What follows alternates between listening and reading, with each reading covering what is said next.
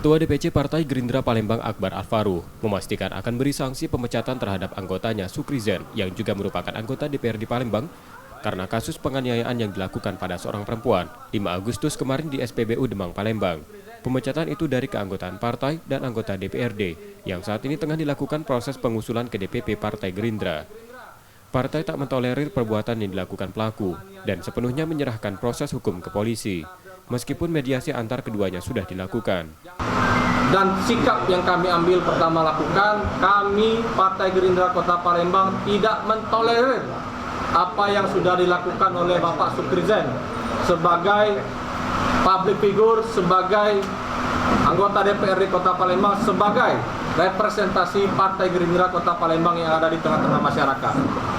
Dan kami pun sikap Partai Gerindra Kota Palembang akan memberikan sanksi tegas kepada Bapak Sukrizen, bahkan sampai sanksi pemecatan.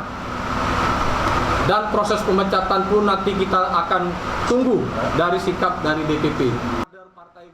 Pelaku sudah meminta maaf pada perempuan yang dianiaya dan Partai Gerindra.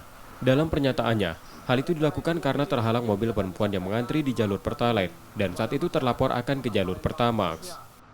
Aku terlebih dahulu kepada masyarakat Hayal Amal, aku pribadi minta maaf yang sebesar-besarnya kepada masyarakat ramai dan kepada yang bersangkutan aku juga sudah mohon maaf yang terbesar-besarnya. Itulah berita di saya. Terima kasih. Pak, itu masalah antri minyak, Pak? Kesalahan dengan di BBM. Terus, Pak? Aku antri, aku nak beli Pertamax, dia beli Pertalite, aku minta jalan. Itu Pak. Itu Pak.